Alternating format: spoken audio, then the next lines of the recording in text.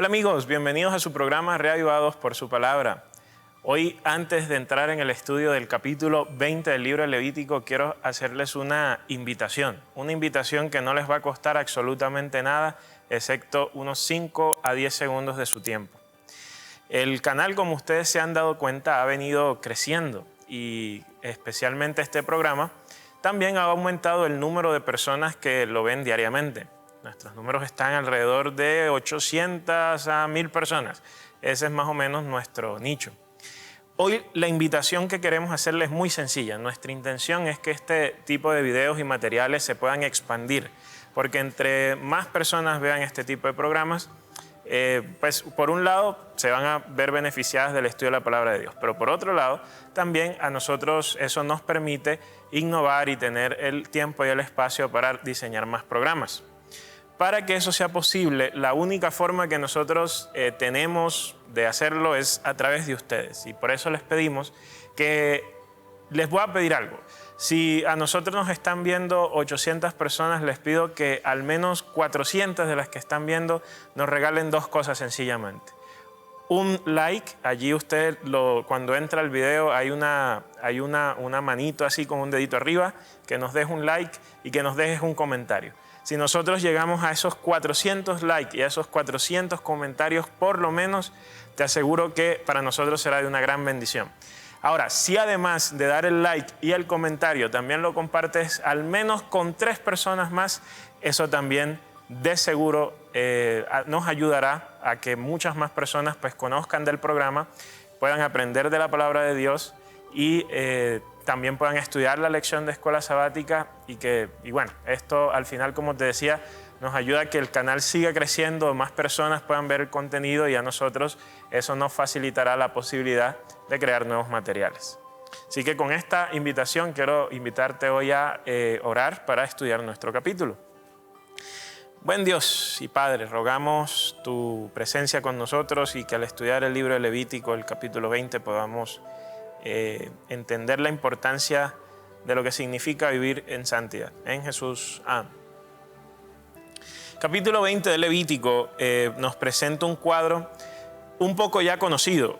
De hecho, si vemos el contenido y el material del capítulo 20 y lo comparamos con el capítulo 18, vamos a darnos cuenta que este contenido se parece muchísimo.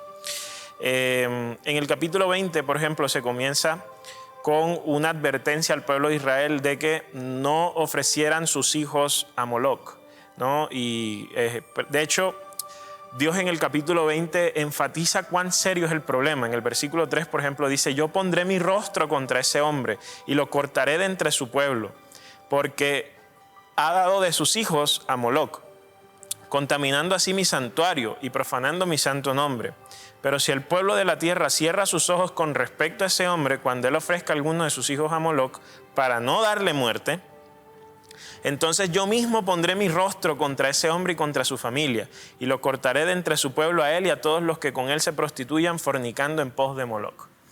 La práctica de ofrecer los hijos a Moloc era algo que estaba bien establecido en las tierras que Israel iba a habitar una vez conquistara Canaán.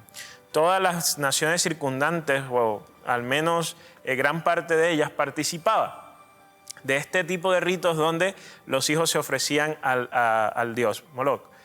Usualmente esto iba acompañado con la noción de que entre más grande el sacrificio, pues más grande iba a ser la bendición que dicho Dios podría proveer.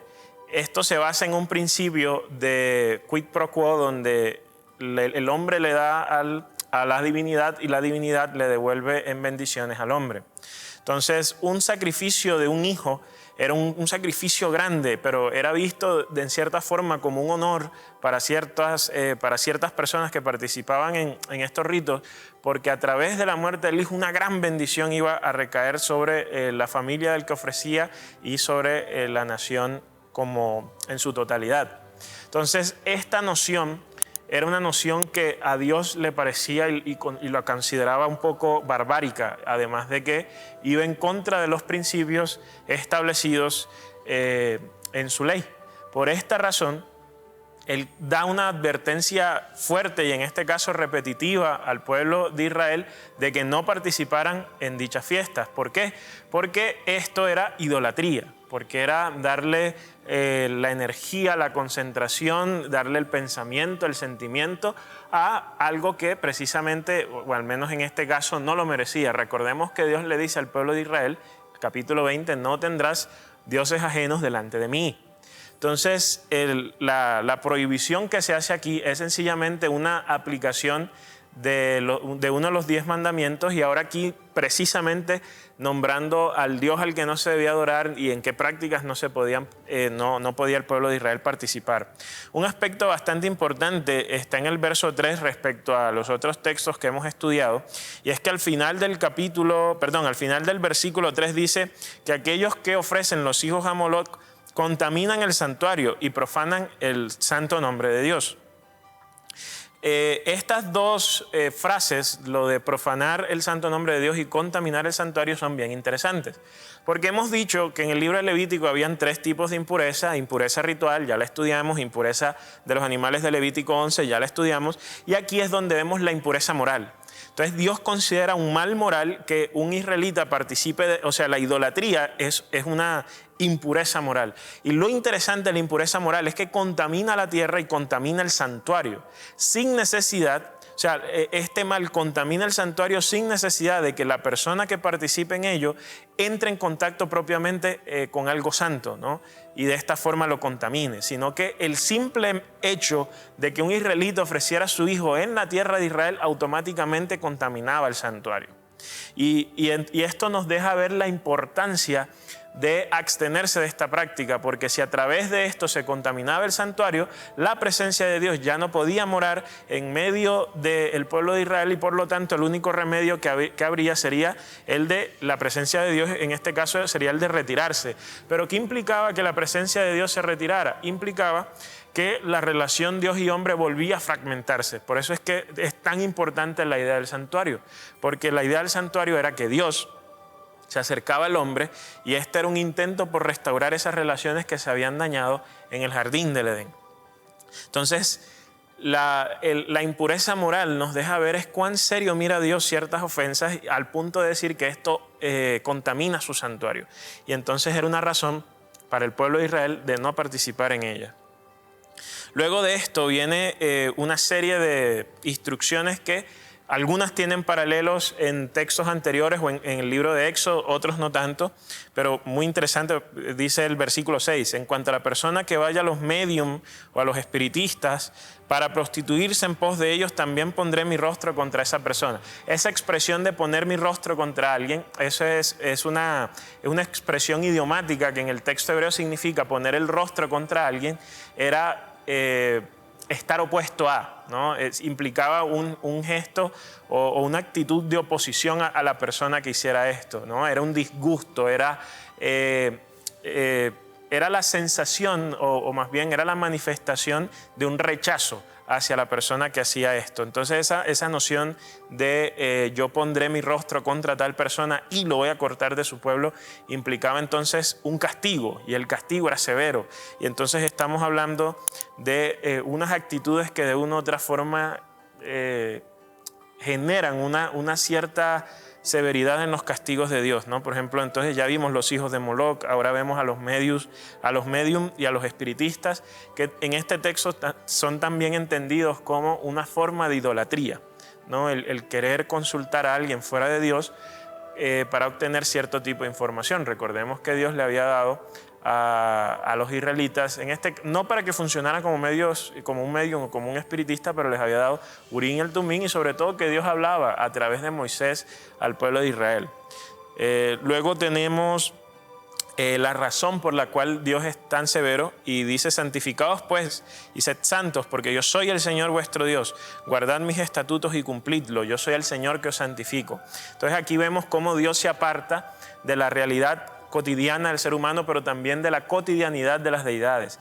Y entonces Dios llega a decirle al pueblo de Israel: mira, yo estoy aparte de, y como yo estoy aparte de, y tú eres tú estás en un pacto conmigo, si yo soy aparte, yo soy diferente, tú también debes serlo, y por esa razón mira que no copies los comportamientos de las personas que están a tu alrededor. Por esa razón, él sigue la lista de instrucciones que al cumplirla el pueblo de Israel sería diferente. Entonces todo aquel que maldiga a su padre o a su madre ciertamente morirá, porque ha maldecido a su padre y a su madre. Se condena fuertemente el adulterio, y entonces si alguien comete adulterio, dice el texto, los dos dicen han de morir, ciertamente han de morir, dice el versículo 10. En el 11 se menciona y se retoma un tema que hablamos ya en el capítulo 18. Si tú quieres saber la razón por la cual Dios ordena toda esa, regulariza todos los comportamientos sexuales del capítulo 18, puedes ir y verlo en el video que corresponde ese día. Luego viene a tratar toda una serie de temas respecto desde una perspectiva sexual. Entonces, si alguno se acuesta con su nuera, si alguno se acuesta con varón como lo hace con una mujer, o sea, relaciones homosexuales. Y aquí se vuelve a litigar sobre lo que ya se había dicho en el capítulo 18. Y todo esto es con el propósito de instruirle a Israel el hecho de que ellos como pueblo debían ser un pueblo diferente. Aquí al final del capítulo 20, en los versículos 22, 23 y 24, dice: guardad por tanto todos mis estatutos, mis ordenanzas, cumplidlos, a fin de que no os vomite la tierra a la cual os llevo para morar en ella. Entonces miren cómo toda la lista de elementos que se menciona en el capítulo 20 pertenecen a la impureza moral, que se relaciona en cierta forma con el pecado, y esto contamina el santuario de Dios y contamina la tierra, a tal punto que dice el texto que la tierra puede llegar a vomitar a sus habitantes debido a toda la maldad que se ha transferido sobre ella. Además, no andéis en las costumbres de la nación que yo echaré delante de vosotros, porque ellos hicieron todas estas cosas, yo los aborrecí. Por eso he dicho: vosotros poseeréis la tierra, pero obedecedme a mí, el Señor, y haced las cosas de forma diferente. Entonces, lo que vemos en el capítulo 20 es un llamado a la santidad, y en cierta forma las instrucciones que se dan en el capítulo 20 para el pueblo de Israel es: mira, sé diferente respecto a la gente que te rodea. Lastimosamente, y déjenme explicar por qué digo lastimosamente, nosotros los cristianos hoy hemos querido diferenciarnos de la gente que nos rodea en cosas que sencillamente pueden que no sean tan importantes. Les voy a poner un ejemplo muy sencillo. Hoy en día creemos que la forma de diferenciarnos de la cultura que nos rodea es cuando nos ponemos una camisa, una corbata, en algunos casos un traje, y vamos a la iglesia. Yo no estoy diciendo que eso sea malo, simplemente que en eso no está la diferencia. Déjenme explicarles por qué. Les voy a poner un ejemplo. En los tiempos bíblicos, les voy a poner, en el caso del Nuevo Testamento, por hablar. En el caso de los tiempos bíblicos, tiempo del Nuevo Testamento, la gente tenía una muda de ropa. La gran mayoría de personas. Las personas que tenían 2 o 3 mudas de ropa eran aquellos que tenían en cierta forma dinero, y ya las personas que tenían mucho dinero, bueno, ellos sí tenían varios tipos de ropa para varias ocasiones. Pero la gran mayoría tenía una sola muda de ropa, y esa muda la utilizaban todos los días. Entonces, cuando Jesús, por ejemplo, le dice a sus discípulos que sean diferentes, Él no los está invitando a la inmodestia en el vestir, pero tampoco les está diciendo que ellos iban a ser diferentes, la gente que los rodeaba, sencillamente porque iban a tener una muda de ropa diferente el día sábado. Yo creo que todos nosotros sabemos de gente que se puede vestir muy bien el día sábado y decir: wow, esa persona es cristiana, y saber que sencillamente la ropa no te hace cristiano. Entonces, a veces hemos puesto un énfasis tan grande en ciertos elementos como la ropa o como qué tipo de zapatos lleva la iglesia y demás, y creemos que es a través de eso que nos vamos a diferenciar del resto de las personas, y creemos que entonces eso es lo que nos hace cristianos. Pero lo que nos hace cristianos va mucho más allá, y se trata de un asunto más profundo. Por eso fue que cuando Jesús le dice a sus discípulos que si en algo el mundo los iba a conocer en el principio del amor. Y yo he hablado varias veces delante de esta cámara, en estos videos que ustedes están viendo, de cómo el amor se convierte en ese diferencial que separa a una persona del resto del mundo. Porque el amor es tan escaso en estos días, el amor se ha convertido básicamente en una comodidad que se intercambia con el fin de obtener un bien. Pero el amor real, el amor sin agendas es tan raro que es precisamente ahí donde nosotros pudiésemos como cristianos ser diferentes. Porque mientras el mundo se dedica a odiar, tú como cristiano y yo como cristiano nos deberíamos dedicar a amar. Y es allí entonces donde va a estar la diferencia. El capítulo 20 de Levítico es acerca de ser diferentes, es acerca de ser santos, ser separados, no estar en la cotidianidad. Entonces, ¿qué caracteriza la cotidianidad hoy en día de este mundo posmoderno? El egoísmo, la persecución de la riqueza, la persecución del supuesto potencial humano y decir, oh, es que la forma humana excelsior de vida es cuando él viaja y él cuando tiene todo el dinero del mundo, cuando tiene toda la ropa de marca y demás.